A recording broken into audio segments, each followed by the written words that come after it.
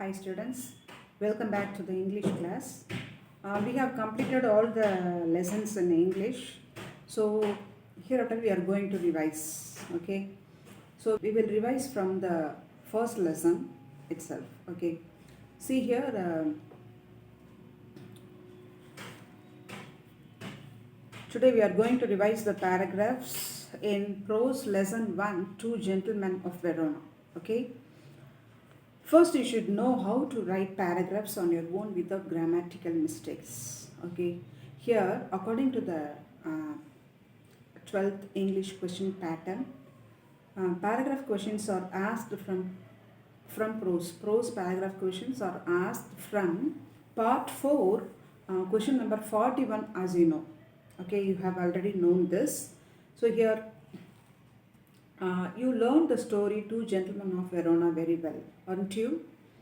So when you write a paragraph of a story, your writing should be in the narrated form. Narrated form means telling the story.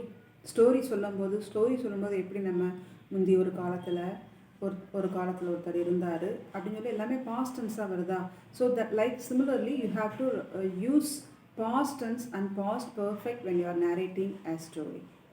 And when you are writing a paragraph in the general concept or general topic, at that time you have to use present tense and present perfect and as it should be in the imperative sentences like that. Okay. So when you are narrating the story, you should follow the rules of reported dialogue. Okay, reported speech I have taught you. So how you are making the reported dialogue in the indirect speech, no? Similarly, you have to narrate the story, that's all. Okay, use that rules. And then, see here it is given, in the first lesson, 1, 2, 3, 4, 5, 6, 7, 8, 9 paragraphs are there in your guide. You cannot memorize all those paragraphs. Okay, so what should you do? You should learn the paragraph which has full story. அதாவது ஒரு முழு கதை இருக்கிற மாதிரி இருக்கக்கூடிய பேராகிராஃபை நீங்கள் படிச்சுக்கணும். More than that, summary of the lesson it is given. See here, summary. இந்த மாதிரி எல்லா கைட்லையுமே summary it will be given. சம்மரின்னு சொல்லி கொடுத்துருக்கா, சம்மரி. இது மாதிரி நீங்கள் சம்மரினா அதில் வந்து கதையினுடைய இதை வந்து ஒரு சுருக்கமாக கொடுத்தா full story it will has. Summary has the full form of story. Okay, so like this you have to study. See what type of different kind of questions are there. For what type of question, what are the things we have to write, that you have to learn. You should study the full story as summary. சம்மரியில் இருக்கக்கூடிய முழு கதையை படிச்சுக்கணும். வேறு வேறு question கேட்கும்போது என்ன மாதிரி type of கொஷனுக்கு நம்ம எந்த மாதிரி பார்ட் அதுலேருந்து எடுத்து எழுதணும் அப்படின்றத மட்டும் நீங்கள் புரிஞ்சுக்கிட்டு எழுதிக்கலாம். அப்போ நீங்கள் 9 பேராகிராஃபையும் நீங்கள் படிக்க தேவையில்லை, ஒரு கதையை மட்டும் படிக்கணும். அந்த கதையிலேருந்து ஒவ்வொரு டைப் ஆஃப் கொஷனுக்கு என்ன மாதிரி எந்த பார்ட்ஸ் எடுத்து அதுக்கு எழுதணும். அதுக்கப்புறம் நம்ம என்ன கொஞ்சம் அடிஷ்னல் டீட்டெயில்ஸ் அதில் சேர்க்கணும், என்ன மாதிரி மாரல் அங்கே நம்ம அப்ளை பண்ணலாம், சில அந்த கொஷின்ஸ்க்கு ஏற்ற மாதிரி என்ன பாயிண்ட்ஸை நம்ம அங்கே சேர்க்கணும் அப்படின்றத நீங்கள் பார்த்துக்கிட்டாலே போதும். 9 பேராகிராஃபையும் நீங்கள் படித்த மாதிரி ஆகுது. You are going to right only 1 paragraph as a full form of the story, but you can write the answers for 9 type of questions. Okay, so here first tips I am going to give. Okay, to present a good paragraph. எப்படி ஒரு good பேராகிராஃபை நீங்கள் public எக்ஸாமில் கொடுக்கணும் அப்படின்றது. So ஒரு teacher வந்து correction பண்ணும்போது they expect the goods. பார்க்கும்போது ப்ரெசன்டேஷன் நல்லா இருக்கணும் அப்படின்னு பார்ப்பாங்க. First you have to give good handwriting. உங்களோட ஹேண்ட் ரைட்டிங் நல்லா இருக்கணும். According to English, your handwriting will be in the cursive form. நல்லா கர்சிவாக ஜாயின் பண்ணி எழுதணும். தமிழ் மாதிரி ஒரே மாதிரி இருக்கக்கூடாது, ஒரே மாதிரி லெட்டர்ஸ் இருக்கக்கூடாது. இந்த T, F and H like that, what are the letters which has to go for 3 lines that you have to make, and what and all should be down, like Y, G. Similarly, it should come down. That type of handwriting you should make. Okay. And then how to write synopsis. See, so first you have to make synopsis for every type of paragraph. Each paragraph you have to make synopsis. Okay. See here, I am showing you how to write synopsis. See here, one model I am showing you this. Already I had taught you this in the classroom itself. See this. Okay, see the first one, synopsis, and you can make scroll like this. ஸ்க்ரால்னா அந்த ஓலைச்சுவடின்னு சொல்லுவாங்க, அது மாதிரி ஒரு பார்ட்டாக இருக்கலாம். அல்லது நீங்கள் வந்து உங்களோட க்ரியேட்டிவிட்டி இன்னும் கொஞ்சம் பெட்டராக இருக்கலாம். அதாவது இதை விட நல்லா நான் பண்ணணும் அப்படின்னு நினச்சிங்கன்னா you can make better than this. see here, உங்களோட க்ரியேட்டிவிட்டி தான். ஓகே, இதுவே உங்களுக்கு வந்து ஒரு பாதி பக்கத்துக்கு வந்துடும். அப்புறம் நீங்கள் இன்ட்ரடக்ஷன் கொடுக்கணும். அப்புறம் நீங்கள் படித்த அந்த கொஷனுக்கு ஏற்ற மாதிரி பேராகிராஃபை நீங்கள் படித்த அந்த ஃபுல் ஸ்டோரியிலேருந்து எவ்வளோ பார்ட்ஸ் அதுக்கு எடுக்கணுன்றதை எழுதிக்கணும். And then you can give conclusion and then மாரலில் வந்து you can give your opinion as a proverb. ஒரு ப்ராவர்பாக இருக்கலாம், அல்லது உங்களுடைய ஒரு ஸ்லோகனாக இருக்கலாம். Like that you can give on your own. எல்லாமே இங்கே இங்கிலீஷை பொறுத்த வரைக்கும் யுவர் க்ரியேட்டிவிட்டி மஸ்ட் பி. க்ரியேட்டிவிட்டினா என்னதுன்னா உங்களுடைய படைப்பாற்றல், உங்கள் சொந்த திறமையிலேருந்து நீங்களே யோசித்து எழுதுறது தான் இன்னும் பெட்டராக இருக்கும். Look at the synopsis now. Synopsis first I am going to teach you. First you have to make synopsis like this. See here, first title கொடுத்துருக்கோம். அந்த டைட்டிலில் you have to write the title of the lesson. அதாவது பாடத்தினுடைய தலைப்பு எழுத்தணும், 2 Gentlemen of Verona. So when you are giving the title, writing the title, your handwriting should be in the printed form. கொஞ்சம் shade கொடுத்து கொஞ்சம் ஸ்டைலாக உங்களோட creativity மாற்றி நல்லா எப்படின்னா ஸ்டைலாக எழுதணும் அப்போலாம் எழுதிக்கலாம். Okay, title. And then look at this here, author Archibald Joseph Cronin or AJ Cronin. Okay, right like that. And then see here, கான்செப்ட்ன்றது இந்த கதையில் வரக்கூடிய பாடத்தினுடைய கருத்து. இது எந்த கருத்தை வலியுறுத்துது அப்படின்னு சொல்லி இங்கே நம்ம என்ன கொடுத்துக்கிறோம்னா, கான்செப்ட் வந்து the boys selfless action gave promise of a greater hope for human society. So இந்த பசங்களுடைய இந்த 2 பிள்ளைங்களுடைய அந்த செல்ஃப்லெஸ் ஆக்ஷன், செல்ஃப்லெஸ் மீன்ஸ் செல்ஃபிஷாக இல்லாமல் இருக்கிறது. அதாவது தன்னலமற்ற அவங்களுடைய சேவை, தன்னுடைய சிஸ்டரை காப்பாற்றணுன்றதுக்காக அவங்க செஞ்ச அந்த குட்டி பசங்க கூட அவங்க செஞ்ச அந்த சேவை வந்து ஹியூமன் சொசைட்டிக்கு ஒரு பெரிய எடுத்துக்காட்டாக இருக்குது. Scope means here nobility means the quality of having enough honor, ஒரு மரியாதை கொடுக்கக்கூடிய மாதிரி இருக்குது. அந்த ஒரு நம்பிக்கை ஹியூமன் சொசைட்டிக்கு ஒரு நம்பிக்கை கொடுக்க மாதிரி இருக்குது எங்களுடைய செல்ஃப்லெஸ் ஆக்ஷன் அப்படின்றதான் கான்செப்டாக எடுத்திருக்கோம். இல்லை நீங்கள் வேறு கூட நான் இப்படி கூட அந்த touch of selfless action of the boys to the narrator அப்படின்னு சொல்லி கூட போடலாம். Similarly you can prepare yourself. Okay, and then characters. இந்த கதையில் வரக்கூடிய கதாபாத்திரங்கள் யார் யாரெல்லாம் வர்றாங்க. ஃபர்ஸ்ட் வந்து நிக்கோலா, அவளை பற்றி கொஞ்சம் ஒரு சின்ன இன்ஃபர்மேஷன். யார்? 13 years old. He is the elder boy. Okay, so elder boy. And Jacopo, he is 12 years old, the younger boy. Okay, and then Lucia is the sister of the boys. நீங்கள் இன்னும் கூட elder sister கூட போட்டுக்கலாம், அவங்களோட அக்கா, இந்த elder sister of the boys. And then author AJ Cronin, narrator, அவர் தான் அந்த கதையை சொல்கிறார் நமக்கு, ஏஜே க்ரோனிங். அண்ட் தென் அவர் வந்து narrator. And then Luigi, he is the driver of the narrator. Okay, and then here the nurse, ஒரு nurse வராங்கல்ல, the nurse, like similarly. And then see the pictures down here, இந்த pictures பாருங்கள். அந்த 2 பசங்களும் shoe polish போடுற மாதிரி நமக்கு புக்கிலே கொடுத்துருக்கு. அது மாதிரி நான் போட்டுக்கிறேன். இன்னும் உங்களுக்கு அவங்க ஸ்ட்ராபெரிஸ் விற்கிற மாதிரி படம் போடலாம். அந்த மாதிரி நீங்கள் உங்களோட க்ரியேட்டிவிட்டியில் நீங்கள் போட்டுக்கலாம். இல்லாட்டினா அவங்க ஸ்ட்ராபெரிஸ் விற்கிற மாதிரி ஒரு படம் போட்டு அந்த ஸ்ட்ராபெரிஸ் பேஸ்கெட்லேயே இந்த சினாப்சிஸ் இருக்கிற மாதிரி நீங்கள் எழுதலாம். இதெல்லாம் வந்து உங்களுடைய சொந்த க்ரியேட்டிவிட்டி, உங்களுடைய படைப்பாற்றல், நீங்கள் உங்களுடைய படைப்பாற்றலாம் அழகாக கொண்டு வாங்க. அதுவே உங்களுக்கு ஒரு பாதி பேஜுக்கிட்ட வந்துடும், ஒரு 3/4 பேஜ் வந்துடுது. இதை பார்த்த உடனேவே அந்த கரெக்ஷன் பண்ணும்போது அந்த டீச்சர்ஸுக்கு நல்ல ப்ரெசன்டேஷன் ரொம்ப நல்லா இருக்கு அப்படின்னு சொல்லி அவங்க மார்க் போடுறதுக்கு இதெல்லாம் வந்து ஒரு டிப்ஸ்.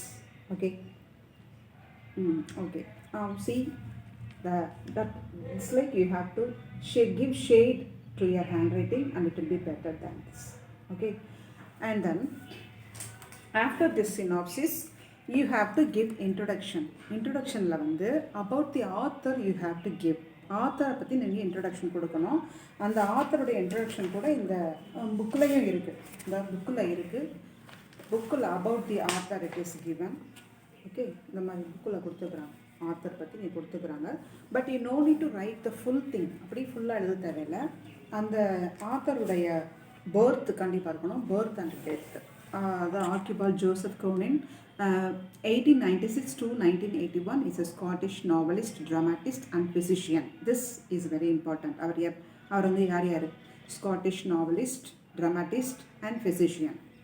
And then அவருடைய புக்ஸ், அவர் என்னென்னலாம் எழுதியிருக்கிறாரு, அவருடைய ரைட்டிங்ஸ் என்னென்னலாம் அப்படின்றத நீங்கள் கொஞ்சம் இங்கே கொடுக்கலாம். See here, he instantly became popular with this novel Hayter's Castle. So he decided to take up writing as a full-time career. The Spanish Gardener is one of his most notable works. So similarly, such 3 or 4 points about the author you have to give. அந்த author பற்றி எழுதும்போது அவருடைய காலம், அவர் இப்போ வரைக்கும்ன்ற அந்த காலத்தை கொடுத்துருக்கணும். And then அவருடைய அவர் வந்து என்னென்னவெல்லாம் இருந்துக்கிறார், நாவலிஸ்டா, ட்ராமாட்டிஸ்டா, போயட்டா, அவர் என்னென்ன இருக்குதோ அதை நம்ம எழுதிக்கணும். அப்புறம் அவருடைய பாப்புலர் ரைட்டிங்ஸ், என்னென்ன அவர் எழுதுனதில் பெஸ்ட் ரைட்டிங்ஸ் எழுத்துனவர், கதை அவருடைய க்ரியேட்டிவ் ரைட்டிங்ஸை நம்ம இங்கே கொடுக்கணும். ஓகே, ஸோ ஆஃப்டர் திஸ் இன்ட்ரடக்ஷனுக்கு அப்புறம் நீங்கள் என்ன அந்த கொஷினை பார்க்கணும், எந்த மாதிரி கொஷின் கேட்டால் எப்படி பேராகிராஃப் நீங்கள் எழுதணும். Look at this guide, you have 9 paragraphs, isn't it? So 9 paragraphs is we can't memorize all those 9 paragraphs. So that only I told you to study that summary of the paragraph. So that is the full story. So here, see the first question, what was the driving force that made the boys do various jobs? First question பார்த்தீங்கன்னா, இந்த boys வந்து வேறு வேலை செய்கிறதுக்கு அவங்கள push பண்ண, அவங்கள வந்து தள்ளுனது எது, அவங்கள இந்த இதுக்கு கொண்டு வந்து அவங்கள புஷ் பண்ணதுக்கு, இந்த மாதிரி வேரியஸ் சின்ன வேலையெல்லாம் செய்கிறதுக்கு அவங்கள கொண்டு வந்தது எது, அவங்கள தள்ளி வச்சது எது, ரீசன் என்ன அப்படின்னு கேட்கும்போது, எதனால அவங்க இப்படி வந்தாங்க, அவங்க வந்து வாழ்க்கையில் கஷ்டப்பட்டது, ஜெர்மன் வார் நடந்து அவங்க வீடு போனது, அப்புறம் அவங்களுடைய சிஸ்டர் வந்து காப்பாற்ற வேண்டியதுனால இந்த வேலையெல்லாம் செய்கிறாங்கன்றதை நீங்கள் படித்த அந்த ஃபுல் ஸ்டோரி ஆஃப் சம்மரியில் என்னென்ன எழுதணுன்றதை மட்டும் இந்த கொஷனுக்கு நம்ம என்னென்ன பார்ட்ஸ் எழுதணும் அப்படின்றத நீங்கள் பார்த்தா போதும். Okay, and then look at the next one, B, how was the family affected by the war. அந்த வாரில் ஃபேமிலி எப்படிலாம் அஃபெக்ட் ஆனாங்க. ஜெர்மன் வார் நடந்துச்சு, ஆட்டம் பாம் எக்ஸ்ப்ளோஷன் ஆச்சு. அந்த எக்ஸ்ப்ளோஷன் ஆனதுனால அவங்க வீடு அதில் உடஞ்சிட்டது. அந்த வீட்டினுடைய உடஞ்ச ரப்பிள்ஸ்லாம் வச்சு அதாவது பில்ட் பண்ணலை, சும்மா அப்படி வச்சு அந்த வீட்டுக்குள்ளே வின்டருக்குள்ளேயும் இப்படி கஷ்டப்படுறாங்க.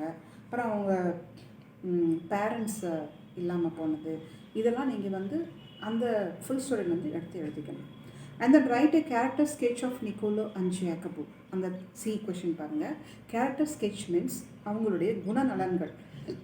இந்த ஸ்டோரியில் நீங்கள் உங்களுக்கு அந்த ஸ்டோரி தெரியும், எங்கெங்கே அவங்களுடைய இதுக்கும் அந்த ஸ்டோரியிலேருந்து நீங்கள் அங்கே கொஞ்சம் எவிடன்ஸ் ஆஃப் தட், அவங்களுடைய எவிடன்ஸ் எடுத்து கொடுத்து, see here it is given both the siblings are very sincere and self-sacrificing. இதில் அவங்களோட கேரக்டர் என்ன கொடுத்துருக்கு, ரொம்ப சின்சியராக இருந்தாங்க, செல்ஃப் சாக்ரிஃபைஸிங், தன்னைத்தானே தியாகம் பண்ணிக்கிட்டாங்க. அப்போ எங்கெல்லாம் அவங்க தன்னைத்தானே தியாகம் பண்ணியிருந்தாங்க, எங்கே அவங்க சின்சியராக இருந்தாங்க அப்படின்றத நீங்கள் அங்கே எவிடன்ஸ் கொடுக்கணும். ஃபார் எக்ஸாம்பிள், சின்சியராக எங்கே இருந்தாங்க, இப்போ ஒரு ஆத்தர் இந்த காசு கொடுத்து எனக்கு அது போய் வாங்கிட்டு வா அப்படின்னு சொன்னால் அதை வாங்கிட்டு ஓடி போய் வாங்குறாங்க. ஏன்னா அந்த கொஞ்சம் காசு சேர்த்து வச்சா நம்ம அக்காவுக்கு அங்கே பேமெண்ட் கொடுக்கணுமே, அப்போ அதில் சின்சியராக இருக்காங்க, வேலையில் சின்சியராக இருக்கிறாங்க. அண்ட் தென் செல்ஃப் சாக்ரிஃபைஸிங் பார்க்கும்போது அங்கே ஒரு எவிடன்ஸ் என்ன கொடுக்கலாம்னா, அவங்க வந்து அவ்வளோ நல்லா சம்பாதிச்சா கூட வாங்கி சாப்பிட்றது ரொம்ப கொஞ்சமாக சாப்பிட்றாங்கன்னு அந்த வரும் புக்கில் வரவங்க நிறைய சாப்பிட்டுக்க மாட்டாங்க. அப்போ ஆத்தர் கேட்குறாரு, நீ நல்லா கூட சாப்பிட மாட்டீங்களே அப்படின்னு சொல்லி கேட்பார்.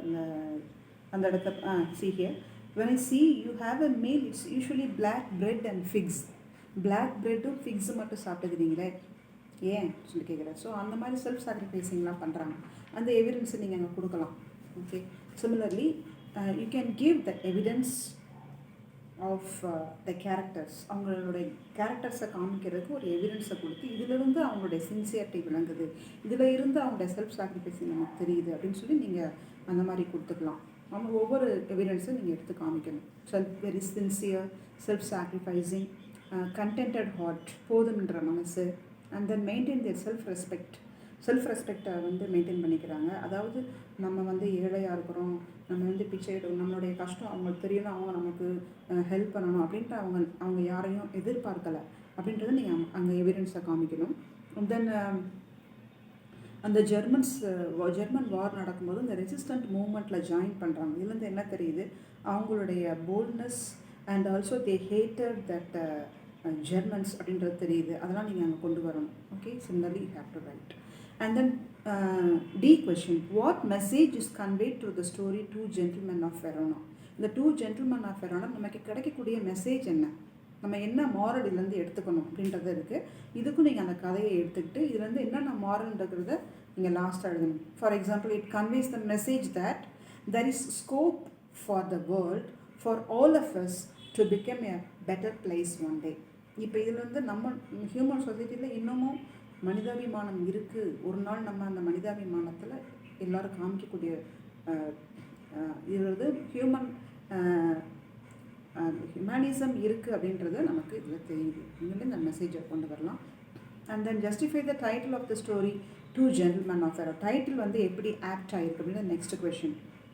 அது எப்படின்னா, அந்த சின்ன அந்த பாய்ஸ் 2 பாய்ஸ் தான், குட்டி பாய்ஸ் தான். ஆனால் அந்த little boys how they self-sacrificing and how they were sincere and how they look contented and they maintained their self-respect, that we have seen everything that you have to mention here. And also so they never try to take anyone's sympathy. So everything you have to give the qualified quality. They are the good qualities of the boys. And then hence these 2 young boys have every quality of the being called two gentlemen of Verona. So அவங்களுடைய every குவாலிட்டியும் அவங்கள வந்து பாய்ஸ்ன்னு சொல்லாமல் அவர் வந்து அவங்க மென், அதாவது matured மென். Gentle means very கனவான் அப்படி சொல்கிறது, ரெஸ்பெக்டட் அப்படின்னு சொல்கிறது.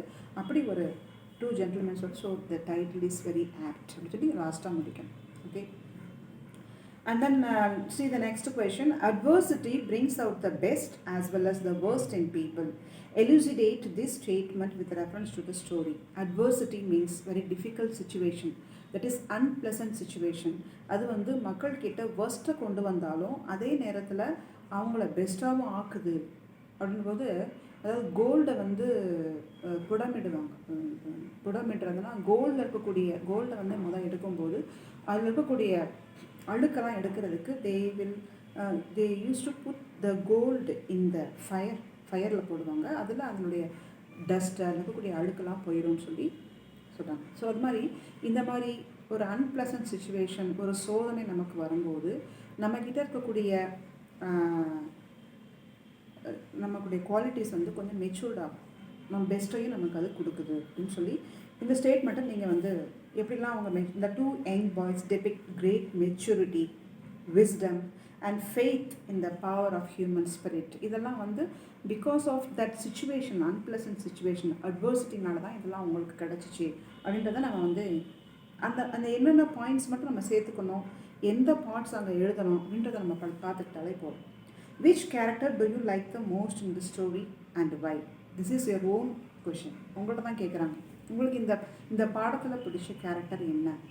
ஒருவேளை உங்களுக்கு நிக்கோலாவை பிடிச்சிருக்கலாம்.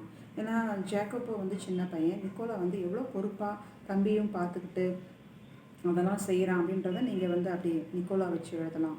இல்லை 2 பேருமே எனக்கு பிடிச்சிருக்குன்னு சொல்லி எழுதலாம். இல்லைன்னா இல்லை எனக்கு வந்து இந்த நேரேட்டர் இருக்காரே அவர் தான் வந்து அந்த பசங்களுடைய குவாலிட்டிஸ் எடுத்து ஒரு பாடமாகவே கொடுத்துருக்காரு. இன்றைக்கு வரைக்கும் நம்ம அந்த பாடத்தை படிக்கிறதுக்கு அந்த நேரேட்டர் வந்து கொடுத்துக்கிறாருன்னா அவருடைய ஹார்ட் டச்சிங் இன்சிடென்ட்ஸை பார்த்து அவர் நமக்கு ஒன்று கொடுத்துருக்குறாரு சொல்லி எனக்கு நேரேட்டர் தான் பிடிக்குது, அதாவது ஏஜே க்ரோனின் தான் எனக்கு பிடிக்குது அப்படின்னு கூட நீங்கள் சொல்லலாம். Okay sir. So this is your own choice. யார் வேணால் சொல்லிக்கலாம். ஏன்ற ரீசன் நம்ம கொடுக்கணும், அவ்வளோதான். That everything you can write on your own creativity. And then appearances are deceptive. Discuss with reference to the 2 boys. அப்பியரன்சஸ்லாம் என்னென்னா தோற்றத்தை பார்த்து யாரும் இடப்படக்கூடாது. அது வந்து தோற்றம் வந்து நம்மளை வஞ்சிக்கும், நம்மளை ஏமாற்றும். பார்த்தா சின்ன பசங்க மாதிரி தெரியுது, ஆனால் இவ்வளோ மெச்சூர்டாக இருக்கிறாங்க அப்படின்றத நீங்கள் வந்து இதுவும் ஸ்டோரி எழுதி எங்கே வந்து அவங்க மெச்சூர்டாக இருக்கிறாங்க, அவங்களோட அப்பியரன்ஸை பார்த்து நம்ம இடப்படக்கூடாதுன்ற மாதிரி நீங்கள் இங்கே கொண்டு வரணும். And then last one, how does the story 2 Gentleman of Verona promise hope for society. சொசைட்டிக்கு அது என்ன ப்ராமிஸ் கொடுக்குது என்ன எப்படினாலும் ஹியூமன் நமக்கு வந்து ஒரு பாடமாக இருக்குது அப்படின்றத எப்படி சொல்கிறாருன்னா திருப்பி அந்த கதையை படம் சொல்லி அதை முடிக்கணும். இப்படி மெசேஜ் கொடுக்குதுன்னு சொல்லி முடிக்கணும். So like this you should know the full story of the lesson that you have to study. For example the summary you have to study. See this, in each and every guide it's summary it is given. Full story of this lesson that you have to study. இந்த full story நீங்கள் படிச்சுக்கணும். இப்படி ஒவ்வொரு கொஷனுக்கும் எதை எடுத்து எழுதணும், என்னென்ன points add பண்ணுறது மட்டும் நீங்கள் படிச்சுக்கோங்க. After that you can give the moral. ஒரு மாரல் அதுக்கு நீங்கள் ப்ரிப்பேர் பண்ணி வச்சுக்கோங்க. ஃபார் எக்ஸாம்பிள் ப்ராவர்ப் வந்து இப்போ செல்ஃப்லெஸ்ஸாக இருக்கிறாங்க, எதனால அவங்க செல்ஃப்லெஸ்ஸாக இருக்க முடியுது அப்படின்னு பார்க்கும்போது ட்ரூ லவ் இஸ் செல்ஃப்லெஸ் அப்படின்னு ஒரு ப்ராவர்ப் முடிக்கலாம். அப்படி மாரல் முடிக்கும்போது நல்லா அதையும் வந்து நல்லா இப்படி பாக்ஸ் போட்டு ஹைலைட் பண்ணி ட்ரூ லவ் இஸ் செல்ஃப்லெஸ் அப்படின்னு நீங்கள் அழகாக எழுதணும் லாஸ்ட்டாக முடிக்கும்போது. ஓகே, இந்த மாதிரி எழுதும்போது உங்களுக்கு இப்போ நீங்கள் இந்த சினாப்சிஸே உங்களுக்கு வந்து 3/4 பேஜ் வந்துருச்சு. ஆஃப்டர் தட் இந்த introduction will be come after this and then you have to right your paragraph. நீங்கள் படித்த பேராகிராஃபை எழுதுறது இங்கே வரைக்கும் வந்துட்டு அப்போ 1.5 பேஜ் ஒரு 1/3/4 பேஜ் வந்துடும். அவ்வளோ தூரம் நீங்கள் பெருசாக பெருசாக இருக்கணும், நம்ம பேராகிராஃப் பெருசாக இருக்கிற மாதிரி தெரியும். And also the first thing important thing is you have to make the paragraph without grammatical mistake. Grammar errors இருக்கக்கூடாது, அதுதான் மெயின் திங். அப்புறம் ஐன்னு எழுதக்கூடாது, அதாவது ஆத்தர் பேசுகிற டைரெக்டாக பேசுகிற மாதிரி யூ இருக்கக்கூடாது. You should write as in the reported form, அதாவது இன்டெரக்ட் ஸ்பீச்சில் அதை மாற்றி அந்த ரூல்ஸ் அப்ளை பண்ணி கரெக்டாக எழுதணும். Then you will have 4 marks. Okay, so இந்த public exam also they won't give 5 marks, only 4 marks. For 4 marks you have to write as I taught you.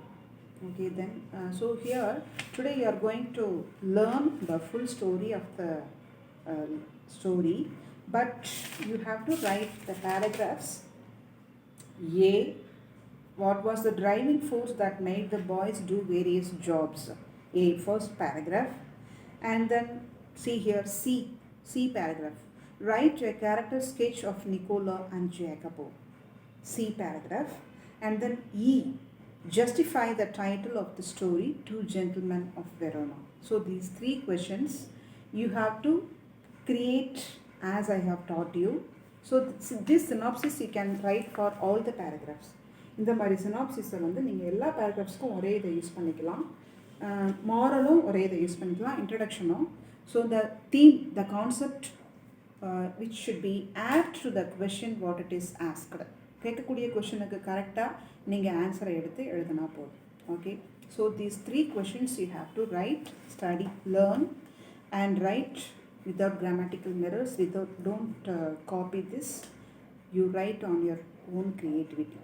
Okay, and then develop your creativity skill as in the practice of writing on your own. Okay, so send it to me soon without copying. Okay, thank you students.